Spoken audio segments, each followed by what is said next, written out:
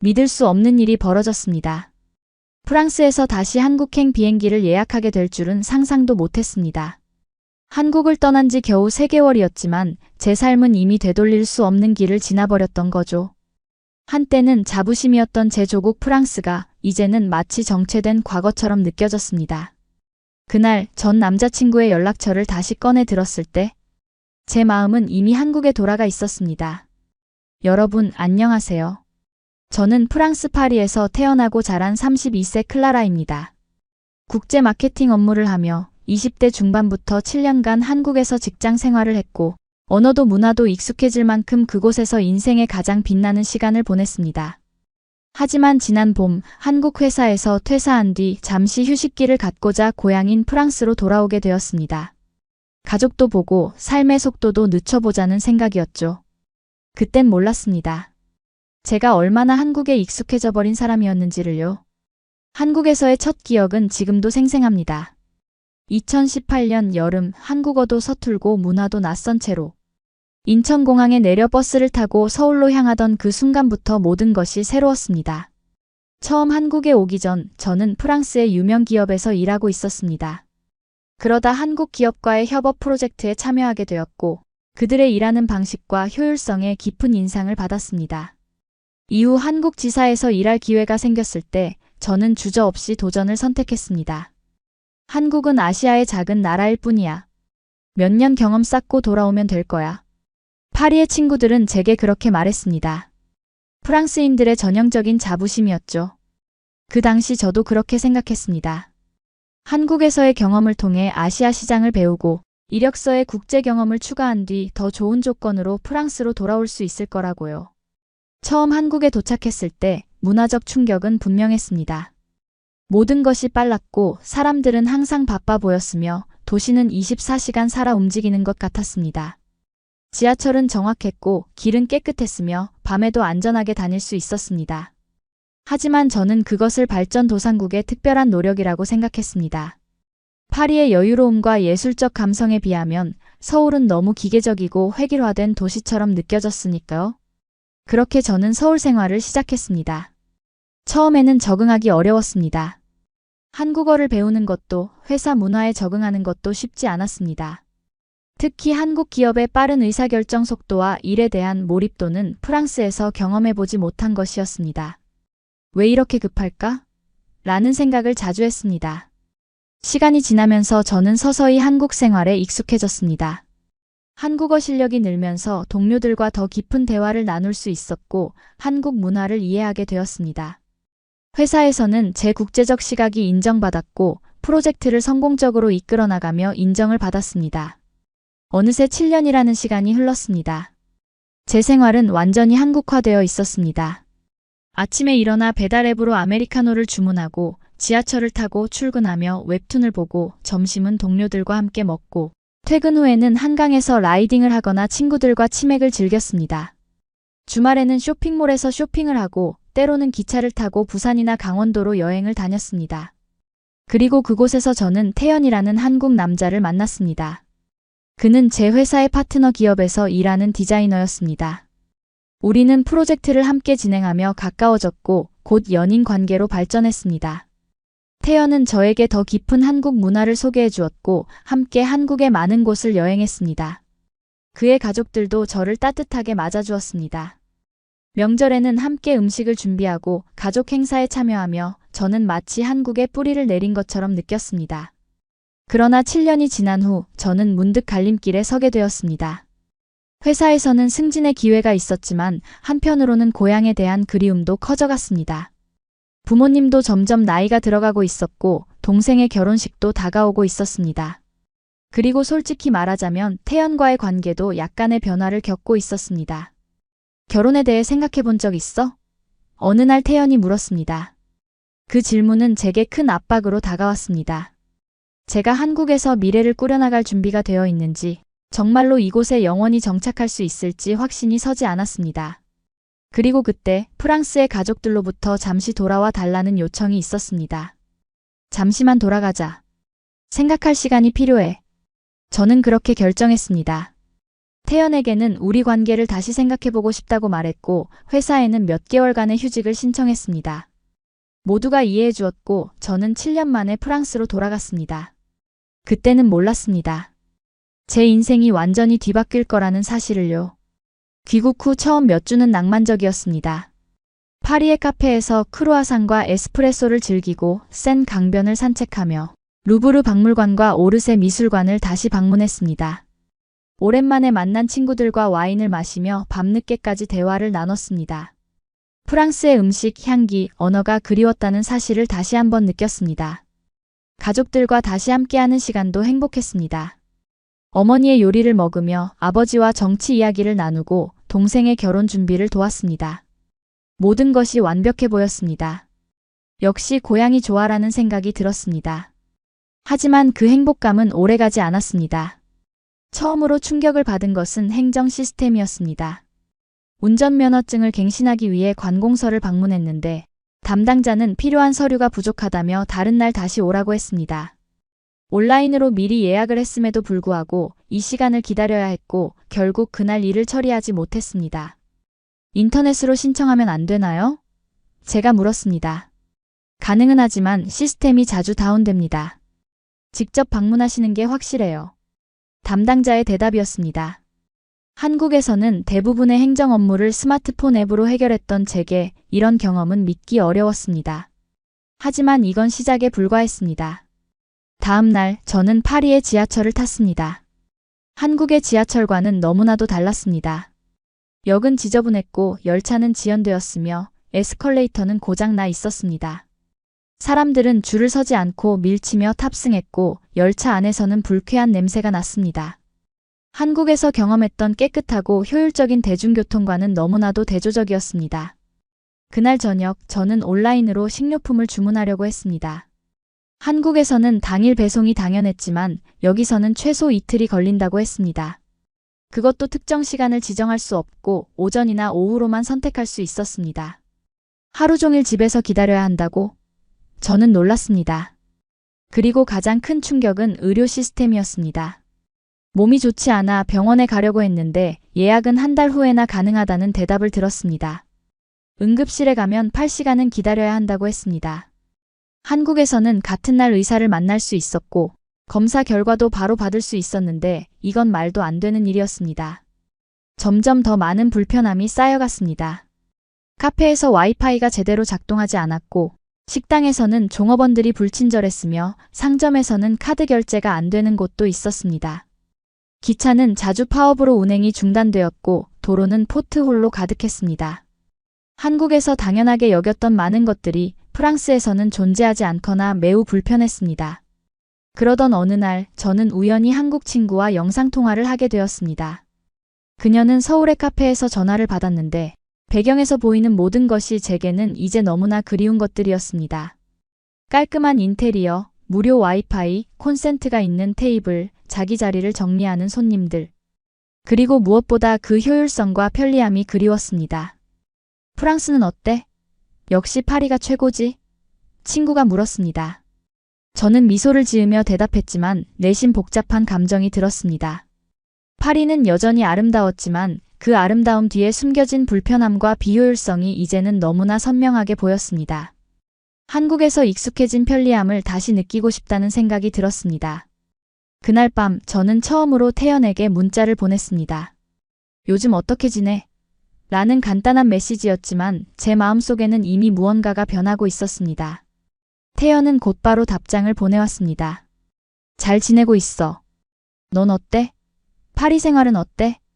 저는 솔직하게 대답하지 못했습니다. 아직은 제 감정을 정리할 시간이 필요했습니다.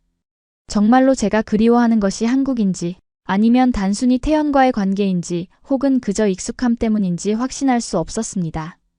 하지만 날이 갈수록 프랑스에서의 불편함은 커져갔고 한국에 대한 그리움도 깊어졌습니다. 저는 이제 프랑스의 식당에서 물을 달라고 해야 하는 것이 불편했고 계산할 때 카드를 꺼내 직접 기계에 넣어야 하는 것이 귀찮았습니다.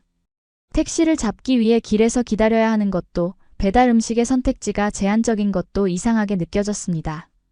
프랑스 친구들은 제가 왜 이렇게 불평이 많아졌는지 이해하지 못했습니다. 이게 다 프랑스의 매력이야.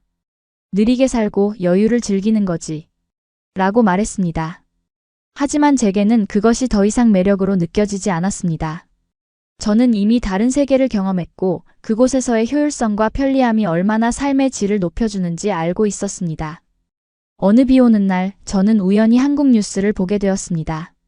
서울, 세계 최고의 스마트시티 1위 선정 그 기사를 읽다가 눈물이 났습니다. 편의점에서 무인 결제하고 카카오로 택시 부르고 병원 예약까지 앱으로 끝냈던 그 모든 일상이 프랑스에선 여전히 꿈이라는 사실에 가슴이 먹먹해졌습니다. 기사에는 서울의 공공 와이파이 커버리지, 전자정부 시스템, 스마트 교통관리, 디지털 헬스케어 등에 대한 내용이 담겨 있었습니다. 모두 제가 한국에서 당연하게 여겼던 것들이었습니다. 그런데 이제는 그것들이 세계적으로 얼마나 앞서 있는지 객관적으로 볼 수 있었습니다. 그리고 문득 제가 한국에서 얼마나 효율적인 삶을 살았는지 깨달았습니다. 아침에 일어나면 스마트폰으로 날씨를 확인하고 출근길에 카페에서 미리 주문한 커피를 픽업했습니다.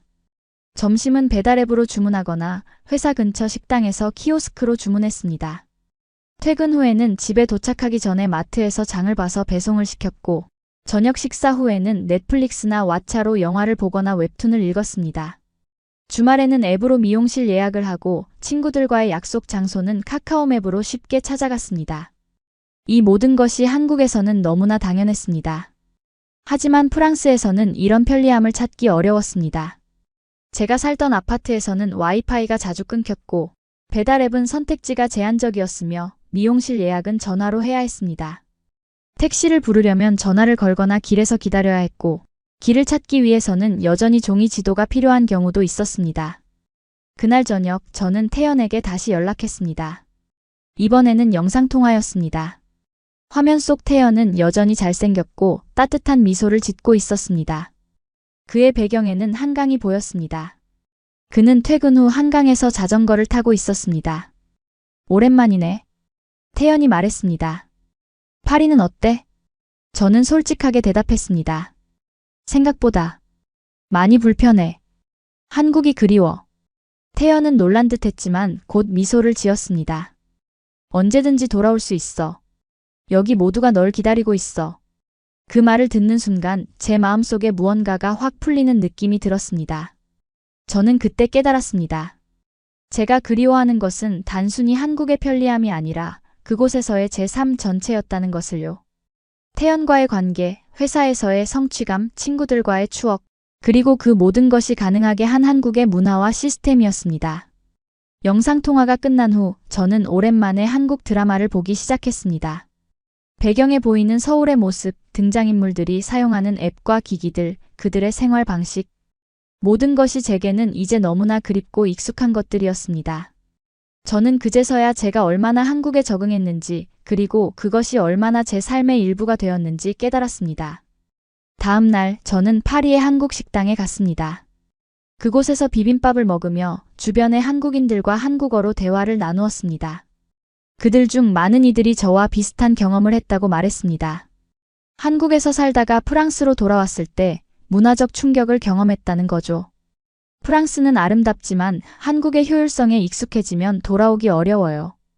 한 여성이 말했습니다. 저도 처음에는 적응하기 어려웠어요.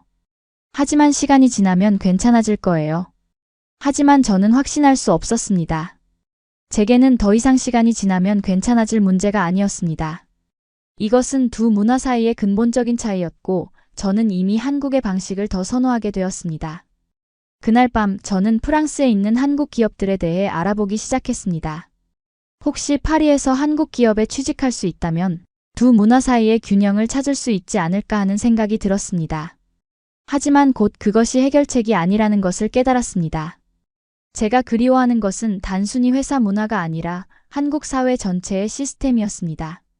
한국에 대한 그리움이 깊어지는 가운데 저는 프랑스에서의 생활을 다시 시작하려고 노력했습니다.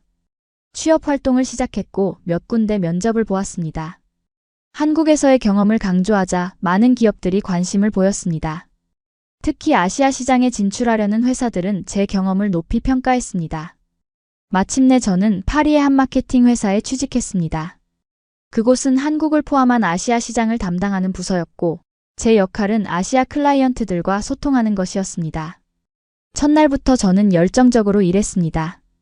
드디어 제 경험을 활용할 수 있는 자리를 찾았다는 기쁨이 컸습니다. 하지만 곧 문제점이 드러났습니다. 프랑스 회사의 업무 방식은 한국과 너무 달랐습니다. 의사결정이 느렸고 회의는 길었으며 이메일 응답은 하루 이상 걸리는 경우가 많았습니다. 한국 클라이언트들은 빠른 응답과 효율적인 처리를 원했지만 제 회사는 그런 속도를 따라가지 못했습니다. 왜 이렇게 오래 걸리나요? 한국 클라이언트가 물었을 때 저는 변명할 수밖에 없었습니다. 프랑스는 업무 방식이 조금 달라요. 조금만 기다려주시면 최선을 다해 처리하겠습니다. 그러나 내심 저도 답답했습니다. 한국에서 일할 때는 이런 문제가 없었습니다. 결정은 빠르게 이루어졌고 업무는 효율적으로 처리되었으며 클라이언트의 요구에 신속하게 대응할 수 있었습니다. 하지만 여기서는 모든 것이 느렸고 복잡했습니다. 동료들은 제가 너무 서두른다고 생각했습니다. 클라라, 이건 프랑스야. 우리는 일을 위해 사는 게 아니라 살기 위해 일하는 거야. 그들은 종종 그렇게 말했습니다. 하지만 제게는 그것이 변명으로 들렸습니다. 효율적으로 일하는 것과 삶을 즐기는 것이 왜 상충되어야 하나요? 한국에서는 두 가지를 모두 할 수 있었습니다. 일과 후에도 불편함은 계속되었습니다. 한 번은 은행에 가서 계좌 문제를 해결하려 했는데 담당자는 시스템 문제로 당일 처리가 불가능하다고 했습니다. 내일 다시 오세요. 라는 말을 들었을 때 저는 속으로 한숨을 쉬었습니다. 한국에서는 이런 문제가 앱으로 즉시 해결되었을 텐데요. 또 다른 날 저는 스마트폰을 새로 구매하려고 했습니다. 매장에서는 재고가 없다며 일주일 후에 오라고 했습니다. 온라인으로 주문하면 배송까지 5일이 걸린다고 했습니다. 한국에서는 당일 혹은 2일 배송이 당연했는데 이런 차이가 믿기지 않았습니다. 점점 더 한국에 대한 그리움이 커져갔습니다. 저는 파리 곳곳에서 한국의 흔적을 찾아다녔습니다. 한인 마트에서 장을 보고 한국 식당에서 식사를 하고 한국 카페에서 시간을 보냈습니다. 프랑스에 있는 한국 문화원도 자주 방문했습니다. 그곳에서 열리는 한국 영화 상영회나 문화 행사에 참여하면서 잠시나마 그리움을 달랬습니다. 그러던 어느 날 문화원에서 한국의 디지털 혁신에 관한 강연이 있었습니다. 강연자는 한국의 전자정부 시스템, 오지 인프라, 스마트시티 프로젝트 등에 대해 설명했습니다. 그리고 마지막에 이런 말을 했습니다. 한국은 이미 디지털 미래에 살고 있습니다. 다른 나라들이 아직 계획을 세우고 있을 때 한국은 이미 그것을 실현하고 있죠. 그 말이 제 마음에 깊이 와닿았습니다. 맞습니다. 한국은 미래에 살고 있었습니다. 그리고 저는 그 미래를 경험했던 사람으로서 이제 과거로 돌아온 것 같은 느낌이었습니다. 강연이 끝난 후 저는 강연자와 이야기를 나눌 기회가 있었습니다. 그분은 한국에서 오신 IT 전문가였는데 저의 이야기를 듣고 공감해 주셨습니다. 많은 외국인들이 한국에서 살다가 본국으로 돌아가면 비슷한 경험을 해요. 한국의 디지털 인프라와 편리함에 익숙해지면 다른 곳에서는 불편함을 느끼게 되죠. 그분의 말씀에 위로가 되었습니다. 제가 느끼는 것이 단지 제 개인적인 감정이 아니라 객관적인 차이에서 오는 것이라는 사실을 확인받은 느낌이었습니다. 그날 밤 저는 태연에게 다시 연락했습니다. 이번에는 좀 더 진지한 대화를 나눴습니다. 정말로 한국이 그리워? 태연이 물었습니다. 응, 생각보다 훨씬 더. 제가 대답했습니다. 여기서의 생활이 불편해. 한국의 효율성과 편리함이 그리워. 태연은 잠시 침묵했다가 말했습니다. 그럼 다시 돌아올 생각은 없어? 그 질문에 저는 가슴이 뛰었습니다. 정말로 다시 한국으로 돌아갈 수 있을까요? 제 경력은 어떻게 되고 가족들은 어떻게 생각할까요? 그리고 태연과의 관계는? 우리가 헤어지기 전의 문제들은 어떻게 해결할 수 있을까요? 아직 확실하지 않아. 생각할 시간이 필요해. 제가 대답했습니다. 태연은 이해한다고 했습니다. 천천히 생각해봐. 어떤 결정을 내리든 내가 행복했으면 좋겠어. 그 대화 이후 저는 진지하게 미래를 고민하기 시작했습니다. 프랑스에 남아서 적응하려고 노력할지 아니면 다시 한국으로 돌아갈지. 양쪽 모두 장단점이 있었습니다. 프랑스에 남는다면 가족과 가까이 있을 수 있고 문화적 뿌리와 연결될 수 있습니다. 하지만 한국에서 경험했던 효율성과 편리함을 포기해야 하고 제 경력도 새롭게 시작해야 할 수도 있습니다. 한국으로 돌아간다면 제가 사랑하는 환경과 시스템으로 돌아갈 수 있고 이미 쌓아둔 경력과 인맥을 활용할 수 있습니다. 하지만 가족과는 멀어지게 되고 또 다시 문화적 적응을 해야 합니다. 한 주가 지나고 저는 우연히 한국에서 함께 일했던 동료로부터 연락을 받았습니다. 그녀는 제가 한국을 떠난 후 승진했고 이제 팀을 이끌고 있다고 했습니다. 그리고 놀랍게도 그녀의 팀에서 국제 마케팅 전문가를 찾고 있다는 소식을 전해주었습니다. 클라라, 우리 팀으로 돌아올 생각 없어? 내 자리는 여전히 비어 있어. 그 제안은 마치 운명처럼 느껴졌습니다. 마침 저는 진로에 대해 고민하고 있었고 이 기회는 제게 명확한 방향을 제시해 주는 것 같았습니다. 하지만 바로 결정을 내리지는 않았습니다.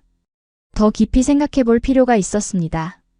일주일 동안 저는 프랑스와 한국 사이에서 고민했습니다. 양쪽의 장단점을 리스트로 작성해 보기도 하고 가족과 친구들과 상담도 했습니다. 부모님은 제가 다시 멀리 떠나는 것을 걱정했지만 제 행복을 위해서라면 지지해 주겠다고 했습니다. 네가 행복하다면 우리도 행복해. 비행기 타고 만나러 갈 수 있잖아. 어머니가 말씀하셨습니다. 친구들의 의견은 나뉘었습니다. 일부는 프랑스에 남아 적응하라고 조언했고 다른 일부는 한국으로 돌아가 행복을 찾으라고 말했습니다. 결국 이 결정은 온전히 제 몫이었습니다. 결정을 내리기 위해 저는 좀 더 객관적인 시각으로 두 나라를 비교해보기 시작했습니다. 단순히 감정적인 그리움이 아니라 제 삶의 질과 미래에 대한 진지한 고려였습니다. 먼저 경력적인 측면에서 생각해보았습니다. 한국의 기업 문화는 빠르고 효율적이지만 때로는 경직되고 위계적일 수 있습니다. 프랑스는 좀 더 여유롭고 개인의 창의성을 존중하지만 의사결정이 느리고 변화에 저항적일 수 있습니다. 제 경력 목표를 생각할 때 한국의 환경이 더 도전적이고 성장할 기회가 많다고 느꼈습니다.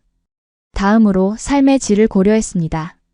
프랑스는 음식, 와인, 예술, 역사적 유산 등 많은 매력이 있습니다.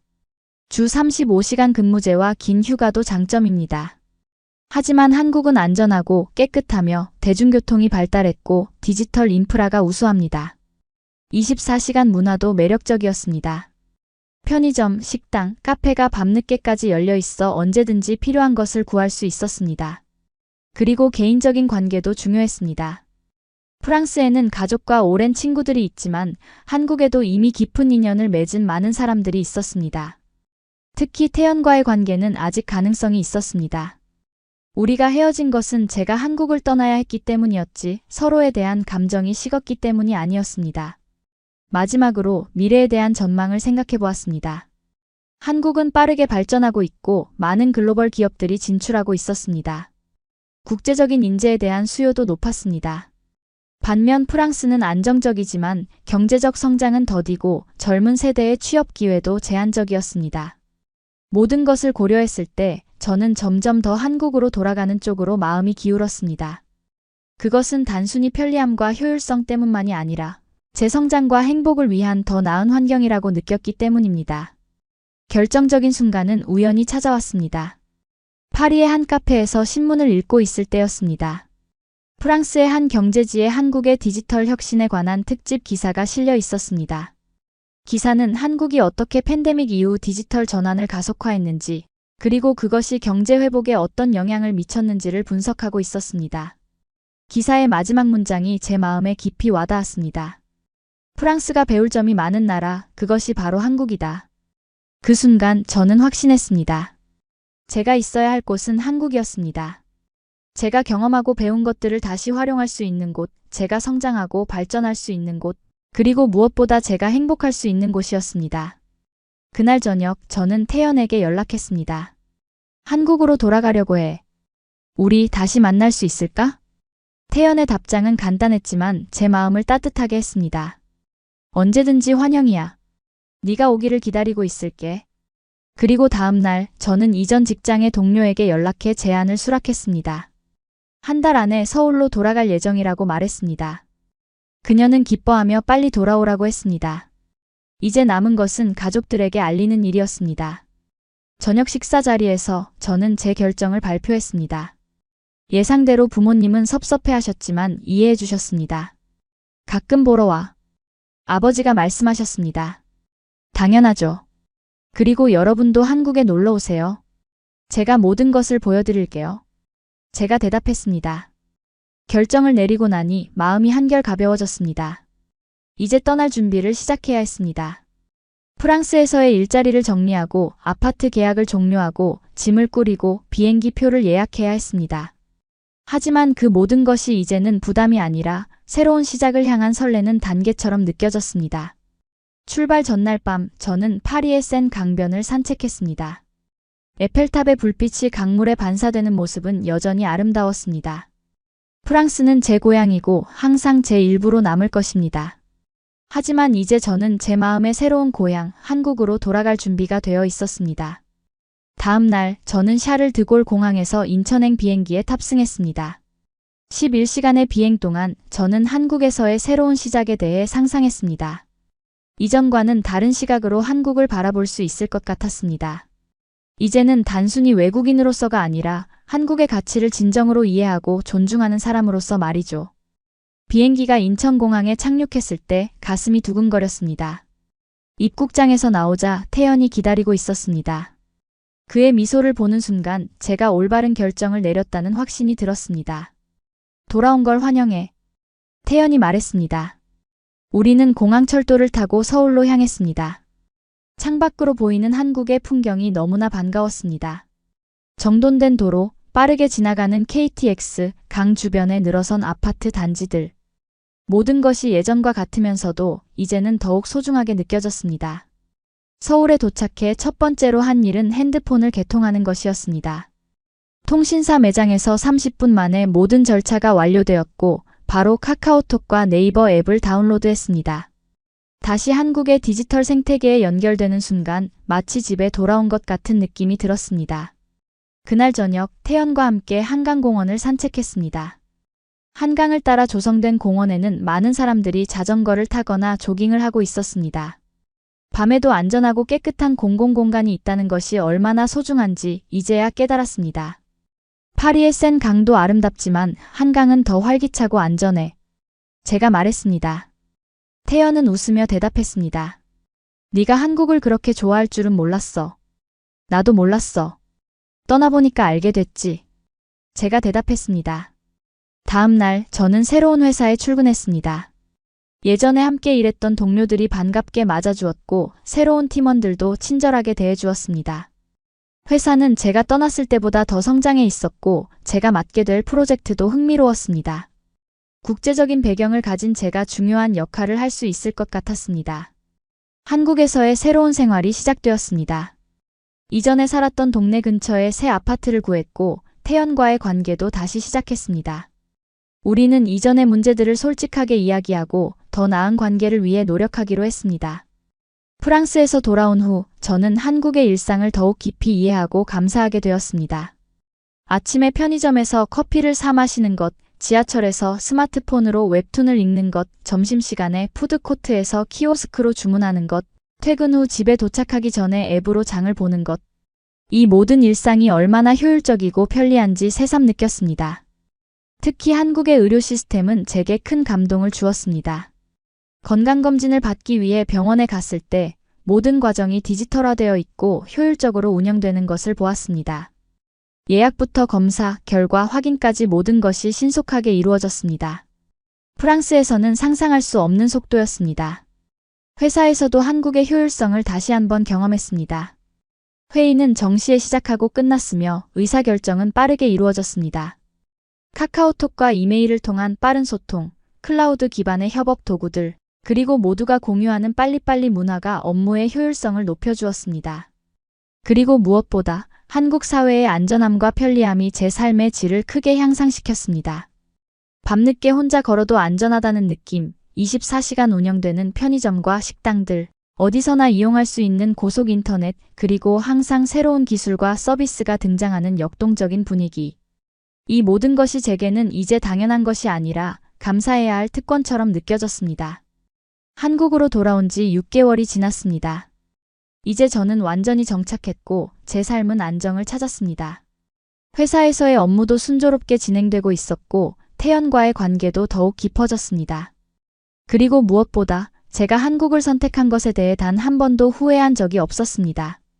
어느 날 프랑스에서 대학 친구가 서울을 방문했습니다. 소피는 관광차 아시아 여행을 하고 있었고 서울이 그녀의 첫 번째 목적지였습니다. 저는 그녀에게 서울을 소개해 주기로 했습니다. 와, 여기 정말 깨끗하고 모든 게 효율적이네. 공항에서 서울로 오는 길에 소피가 말했습니다.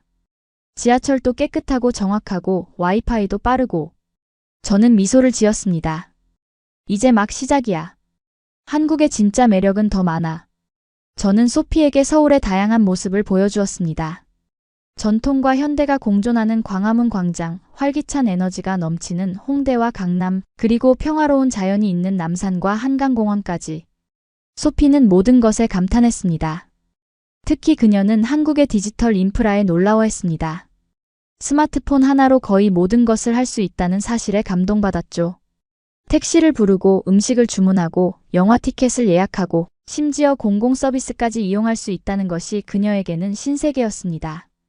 프랑스에서는 아직도 많은 것들이 오프라인에서만 가능해. 소피가 말했습니다. 여기는 마치 미래에 와 있는 것 같아. 그녀의 말에 저는 고개를 끄덕였습니다. 맞아, 한국은 이미 미래에 살고 있어. 그게 내가 돌아온 이유 중 하나야. 소피와 함께한 일주일은 제게 다시 한번 한국의 가치를 확인하는 시간이었습니다.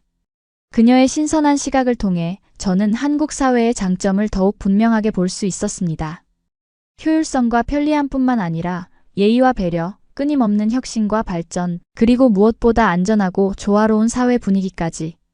소피가 떠난 후 저는 태연과 함께 제주도로 짧은 여행을 떠났습니다. 비행기 예약부터 렌터카, 숙소, 관광지 입장권까지 모든 것을 앱으로 간편하게 해결했습니다. 여행 중에도 내비게이션 앱이 최적의 경로를 안내해 주었고 맛집은 리뷰 앱을 통해 쉽게 찾을 수 있었습니다. 제주도의 아름다운 자연을 즐기며 저는 태연에게 물었습니다. 한국이 이렇게 발전한 이유가 뭐라고 생각해? 태연은 잠시 생각하더니 대답했습니다. 아마도 위기를 기회로 바꾸는 능력 때문일 거야. 한국은 항상 어려운 상황에서도 혁신을 통해 발전해왔어. 그리고 변화를 두려워하지 않는 문화도 한몫했고. 저는 고개를 끄덕였습니다. 맞습니다. 한국은 끊임없이 변화하고 발전하는 나라였습니다. 그것이 때로는 빠른 속도로 인한 압박감을 주기도 하지만 결국 그 변화는 더 나은 미래를 향한 것이었습니다. 여행에서 돌아온 후 저는 프랑스의 가족들에게 영상통화를 했습니다. 그들은 제가 한국에서 행복하게 지내는 모습을 보고 안심했습니다. 부모님은 여름휴가 때 한국을 방문하기로 계획을 세우고 계셨습니다. 네가 그렇게 좋아하는 나라가 어떤 곳인지 우리도 직접 보고 싶구나. 어머니가 말씀하셨습니다. 정말 좋을 거예요. 여러분도 한국의 매력에 빠지게 될 거예요. 제가 자신 있게 대답했습니다. 한국에 돌아온 지 1년이 지났습니다. 이 기간 동안 저는 많은 변화와 성장을 경험했습니다. 회사에서는 승진을 했고 태연과는 결혼을 약속했습니다. 그리고 무엇보다 저는 이제 한국을 제 두 번째 고향으로 진정으로 받아들였습니다. 여름에는 부모님이 한국을 방문했습니다. 그들에게 한국의 다양한 모습을 보여주는 것은 큰 기쁨이었습니다.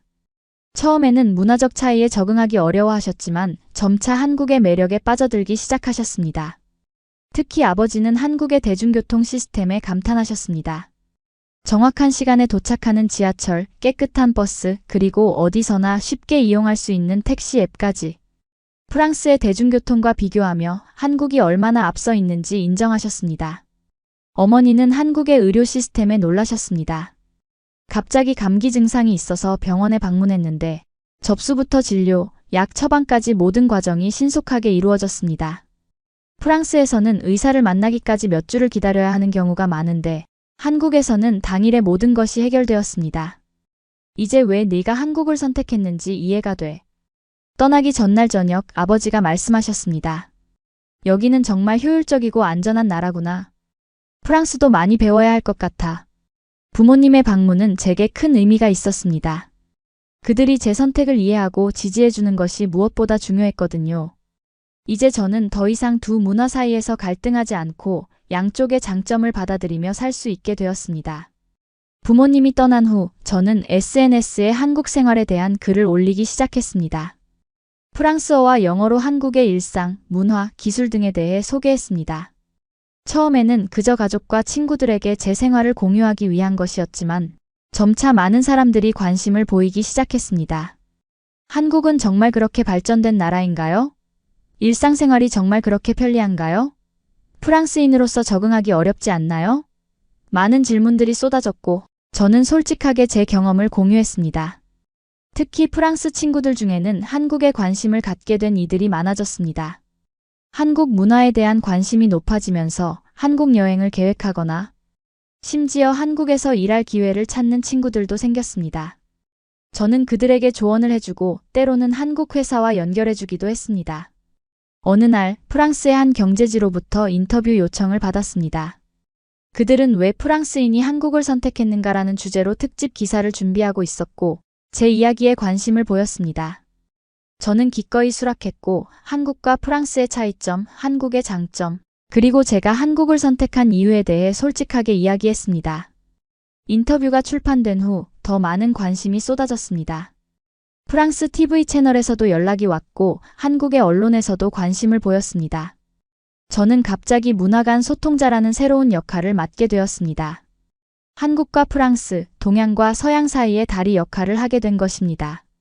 이런 경험을 통해 저는 제 선택이 단순히 개인적인 결정이 아니라 더 큰 의미를 가지고 있다는 것을 깨달았습니다.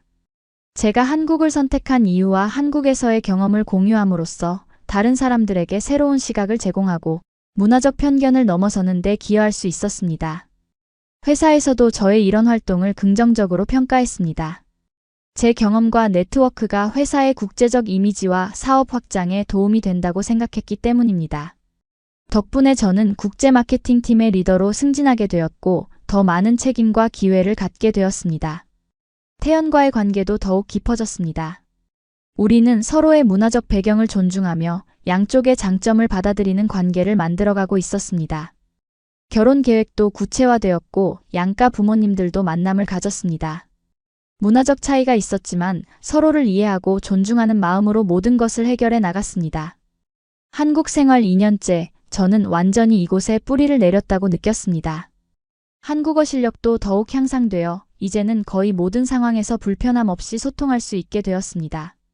한국의 문화와 관습에도 더욱 익숙해져서 이제는 외국인으로서가 아니라 이곳의 일원으로 살아가고 있다고 느꼈습니다. 그리고 무엇보다 저는 한국의 발전과 혁신을 직접 경험하며 성장하고 있었습니다. 디지털 전환, 인공지능, 로봇공학 등 첨단 기술 분야에서 한국은 세계적인 리더로 자리 잡고 있었고 그 중심에서 일할 수 있다는 것은 큰 특권이었습니다. 태연과 저는 결혼식 날짜를 정했습니다. 한국과 프랑스의 문화를 조화롭게 담아낸 결혼식을 계획했고 양국의 가족과 친구들이 모두 참석할 수 있도록 준비했습니다. 그것은 단순한 결혼식이 아니라 두 문화의 만남과 화합을 상징하는 행사가 될 것이었습니다. 결혼 준비를 하면서 저는 다시 한번 한국의 효율성과 편리함을 체감했습니다.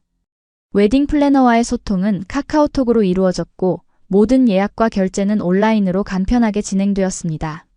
청첩장도 디지털로 제작하여 전송했고 하객들의 참석 여부도 앱으로 손쉽게 확인할 수 있었습니다. 프랑스 가족들이 한국을 방문했을 때 그들은 이런 효율성에 놀라워했습니다. 프랑스에서 결혼 준비는 최소 1년이 걸리는데 여기서는 3개월 만에 모든 것이 완벽하게 준비되다니 어머니가 감탄하셨습니다. 결혼식 날 저는 한복을 입고 전통 의식을 치렀습니다. 그리고 나서 서양식 드레스로 갈아입고 현대적인 예식을 진행했습니다. 두 문화의 아름다운 조화였습니다. 하객들은 한국과 프랑스의 음식을 즐기며 양국의 음악과 춤을 감상했습니다. 그날은 제 인생에서 가장 행복한 날 중 하나였습니다. 신혼여행은 프랑스와 한국을 모두 포함하는 여정으로 계획했습니다.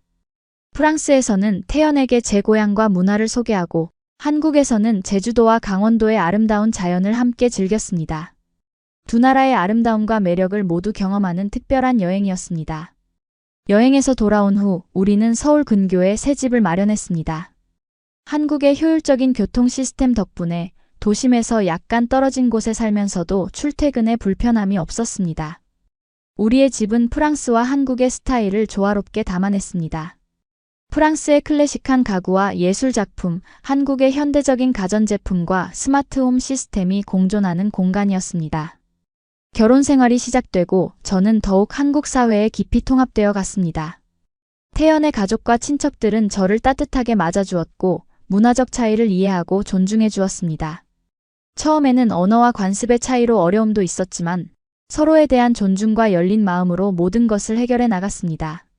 직장에서도 저는 더욱 중요한 역할을 맡게 되었습니다. 우리 회사는 유럽 시장 진출을 확대하고 있었고 저는 그 프로젝트의 핵심 멤버로 선정되었습니다. 프랑스와 유럽의 문화와 비즈니스 환경을 이해하는 제 경험이 큰 자산이 되었습니다. 이 프로젝트를 통해 저는 한국 기업의 혁신성과 추진력을 더욱 깊이 경험할 수 있었습니다.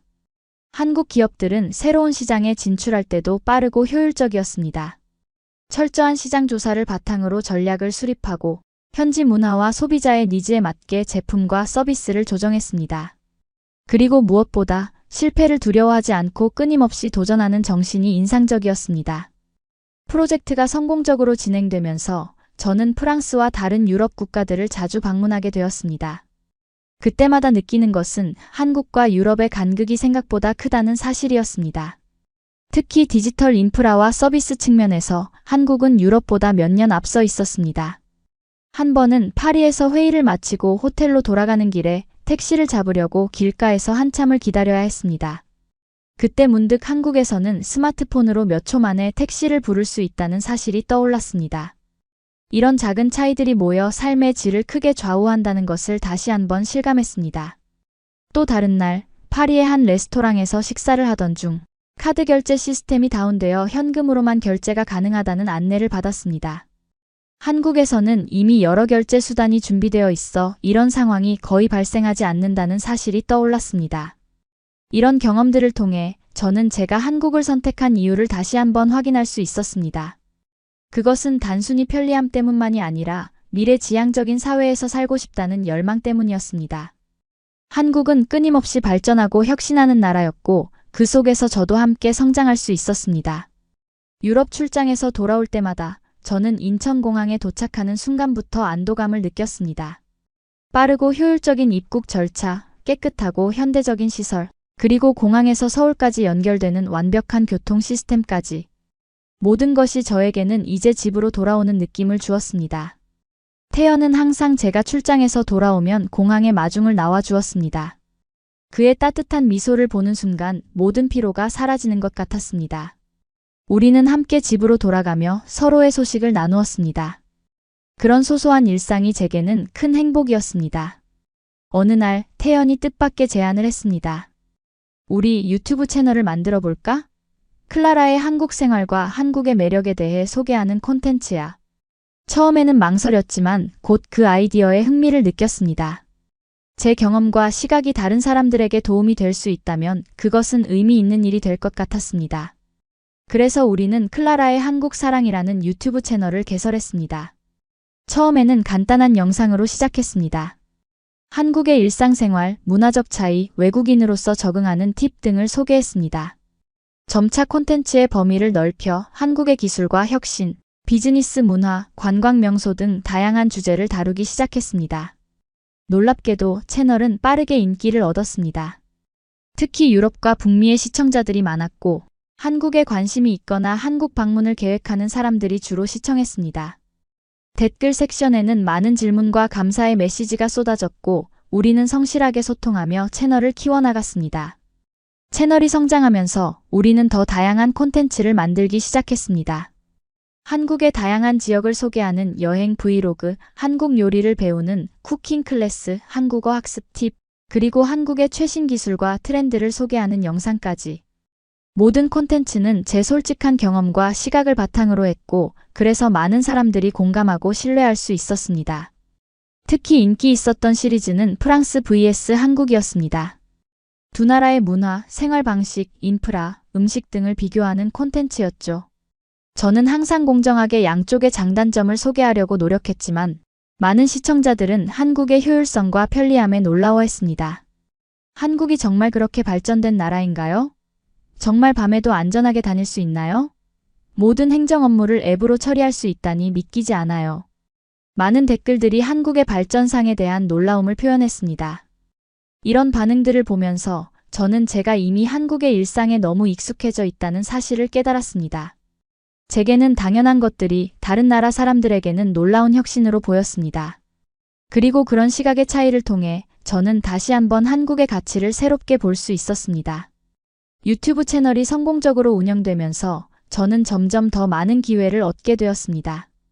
한국관광공사에서 연락이 와서 한국을 소개하는 공식 홍보 영상에 출연해달라는 제안을 받았고, 여러 기업들로부터도 협찬 제안이 들어왔습니다.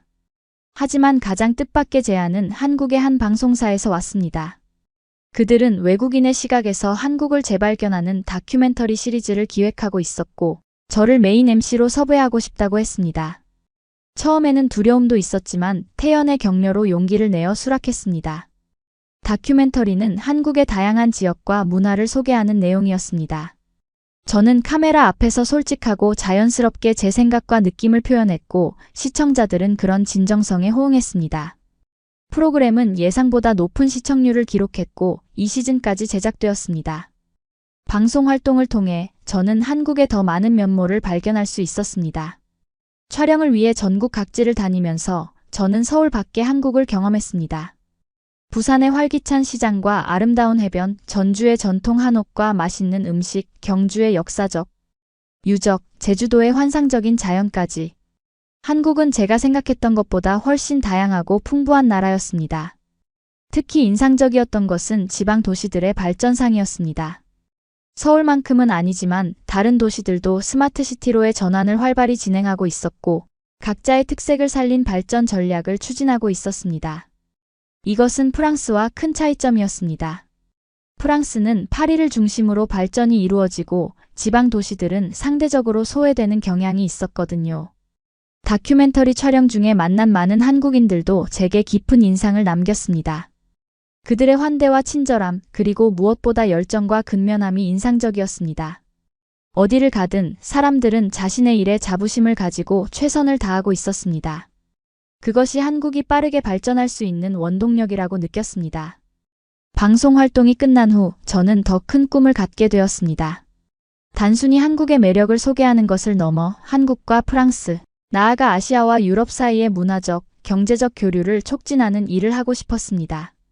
그래서 저는 글로벌 브릿지라는 컨설팅 회사를 설립했습니다. 우리 회사는 한국 기업의 유럽 진출과 유럽 기업의 한국 진출을 돕는 서비스를 제공했습니다. 단순한 통역이나 번역을 넘어 문화적 차이를 이해하고 효과적인 커뮤니케이션 전략을 수립하는 데 중점을 두었습니다. 태연도 그의 디자인 역량을 활용해 회사에 합류했고, 우리는 함께 사업을 키워나갔습니다. 창업 초기에는 어려움도 많았습니다.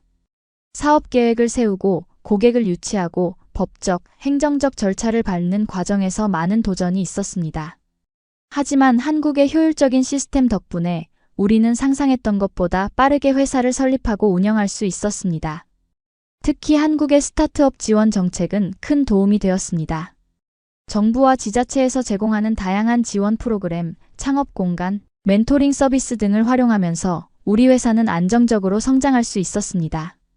이런 경험을 통해 저는 한국이 얼마나 창업하기 좋은 환경인지 다시 한번 실감했습니다.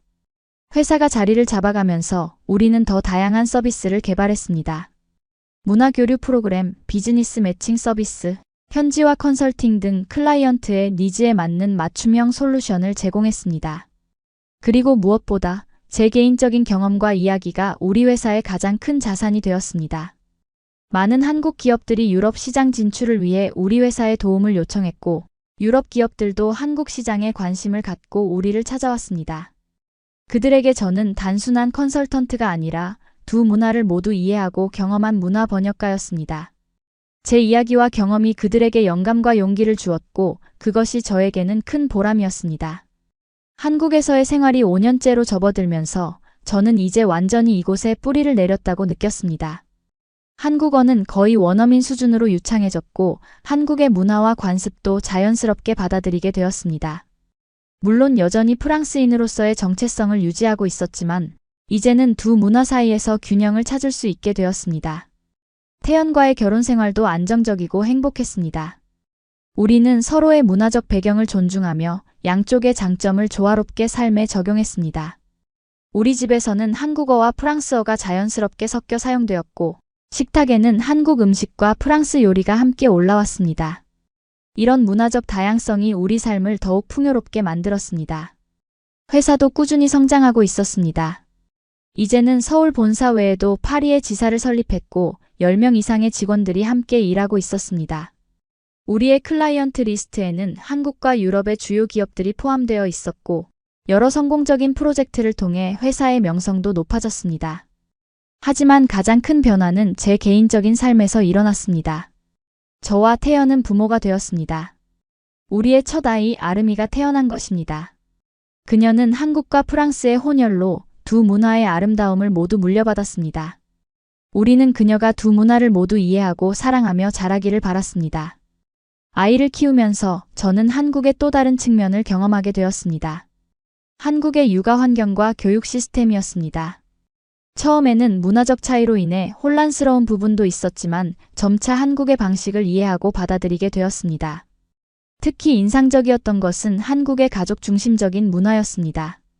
아이가 태어나자 태연의 부모님은 물론이고 친척들까지 모두 우리를 도와주었습니다. 음식을 준비해주고 아이를 봐주고 육아 조언을 해주었습니다.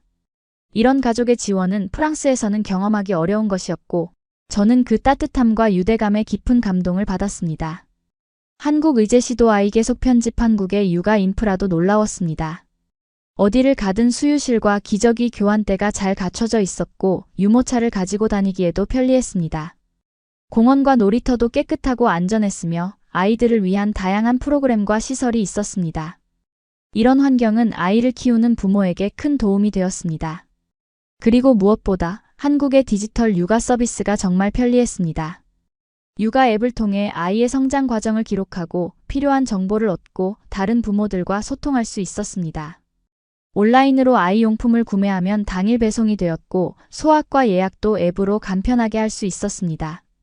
이런 서비스들이 바쁜 워킹맘인 제게는 정말 큰 도움이 되었습니다. 아름이가 6개월이 되었을 때 저는 일과 육아를 병행하기 위해 회사 운영 방식을 조정했습니다. 한국의 유연한 근무 환경과 디지털 인프라 덕분에 저는 재택근무와 사무실 출근을 효율적으로 조합할 수 있었습니다. 화상회의 시스템을 활용해 집에서도 효과적으로 일할 수 있었고 클라우드 기반의 협업 도구들을 통해 팀과 원활하게 소통할 수 있었습니다. 태연도 적극적으로 육아에 참여했습니다. 한국 사회가 전통적으로는 남성의 육아 참여가 적은 편이었지만 최근에는 많이 변화하고 있었습니다. 태연의 회사에서도 남성의 육아휴직을 지원했고 그는 아름이가 태어난 후 2개월간의 육아휴직을 사용했습니다. 그 시간 동안 우리는 함께 아이를 돌보며 소중한 추억을 만들었습니다. 아름이가 1살이 되어갈 무렵 저희 가족은 프랑스를 방문했습니다. 프랑스 가족들에게 아름이를 소개하고 그녀가 프랑스의 문화와 언어도 경험할 수 있기를 바랐습니다. 저희는 파리와 남부 프랑스의 시골 마을을 방문하며 아름이에게 프랑스의 다양한 모습을 보여주었습니다. 이 여행을 통해 저는 다시 한번 한국과 프랑스의 차이를 체감할 수 있었습니다. 특히 아이를 데리고 여행할 때 한국의 편리함이 얼마나 큰 축복인지 실감했습니다. 프랑스에서는 유모차를 가지고 다니기 어려운 곳이 많았고 수유실이나 기저귀 교환대를 찾기도 쉽지 않았습니다. 디지털 결제 시스템이 보편화되지 않아 항상 현금을 준비해야 했고 와이파이 연결도 불안정했습니다. 프랑스에서의 1달간의 여행을 마치고 한국으로 돌아왔을 때 저는 정말 집으로 돌아온 느낌이었습니다. 인천공항의 깨끗함과 효율성, KTX의 정확함과 편안함, 그리고 무엇보다 우리 집의 스마트홈 시스템이 주는 편리함까지. 모든 것이 제게는 이제 너무나 소중하고 당연한 일상이었습니다. 아름이가 3살이 되었을 때 우리 가족에게 또 다른 변화가 찾아왔습니다. 저와 태연은 둘째 아이를 갖게 되었고 이듬해 아들 민석이가 태어났습니다. 두 아이를 키우는 것은 더 큰 도전이었지만 한국의 지원 시스템과 가족의 도움으로 우리는 잘 적응해 나갔습니다. 이 시기에 저는 제 경험을 바탕으로 책을 쓰기 시작했습니다. 두 세계 사이에서 프랑스인이 발견한 한국의 매력이라는 제목의 책이었습니다. 이 책에서 저는 한국과 프랑스의 문화적 차이, 한국 사회의 장단점, 그리고 제가 어떻게 한국에 적응하고 이곳을 사랑하게 되었는지에 대해 솔직하게 썼습니다. 책은 예상보다 큰 성공을 거두었습니다. 한국에서는 외국인의 시각으로 본 한국 사회에 대한 신선한 통찰로 주목받았고, 프랑스에서는 빠르게 변화하는 한국에 대한 최신 정보로 인기를 끌었습니다.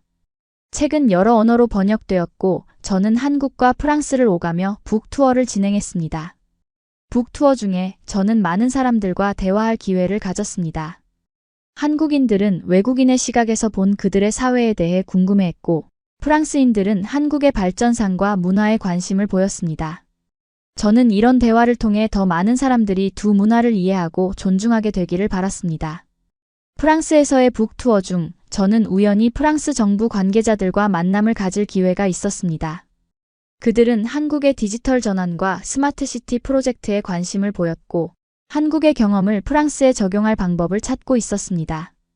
저는 기꺼이 제 경험과 지식을 공유했고, 그것이 양국 간의 협력 프로젝트로 이어지게 되었습니다.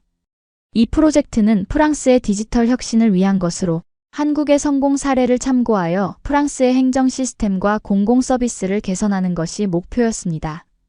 저는 자문위원으로 참여하게 되었고, 한국과 프랑스 사이의 가교 역할을 맡게 되었습니다. 프로젝트를 통해 저는 더 많은 한국 기업과 전문가들을 프랑스에 소개하고 양국 간의 협력을 촉진했습니다. 한국의 IT 기업들이 프랑스 시장에 진출하는 것을 돕고, 프랑스 정부와 기업들이 한국의 노하우를 배울 수 있도록 지원했습니다. 이 과정에서 제 회사 글로벌 브릿지도 더욱 성장하고 발전할 수 있었습니다. 프랑스로의 출장이 잦아지면서 저는 두 나라를 오가는 생활을 하게 되었습니다. 이전과 달리 이제는 프랑스에 가도 불편함보다는 두 문화의 차이를 이해하고 받아들이는 마음이 컸습니다. 프랑스의 아름다움과 문화적 깊이를 다시 발견하게 되었고, 그것을 한국의 효율성과 혁신성과 함께 소중히 여기게 되었습니다. 아이들도 저와 함께 가끔 프랑스를 방문했고, 두 문화를 모두 경험하며 자라고 있었습니다. 아르미는 이제 한국어와 프랑스어를 모두 유창하게 구사할 수 있었고, 민석이도 두 언어를 자연스럽게 배우고 있었습니다. 그들이 두 문화의 장점을 모두 가진 글로벌 시민으로 성장하는 것을 보는 것은 제게 큰 기쁨이었습니다. 이 시기에 제 유튜브 채널도 100만 구독자를 돌파하는 큰 성과를 이루었습니다. 채널은 이제 단순히 한국을 소개하는 것을 넘어 글로벌 시대의 문화적 이해와 소통에 관한 다양한 콘텐츠를 제공하고 있었습니다. 한국과 프랑스뿐만 아니라 다른 나라들의 문화와 생활 방식도 비교하고 소개하며 시청자들의 시야를 넓히는 데 기여했습니다. 이제 저는 완전히 한국인이 되었습니다. 가끔 프랑스를 방문하지만 항상 한국으로 돌아오는 것이 집으로 돌아온다는 느낌입니다. 아르미는 국제관계학을 공부하며 세계 무대에서 활약할 준비를 하고, 민석이는 과학과 기술에 관심을 보이며 성장했습니다. 태연과 저는 더 많은 외국인들이 한국의 가치를 발견할 수 있도록 돕는 일에 헌신하고 있습니다. 한국은 이제 세계가 주목하는 혁신 국가가 되었습니다. 저는 이 놀라운 여정의 일부가 될 수 있어 감사합니다.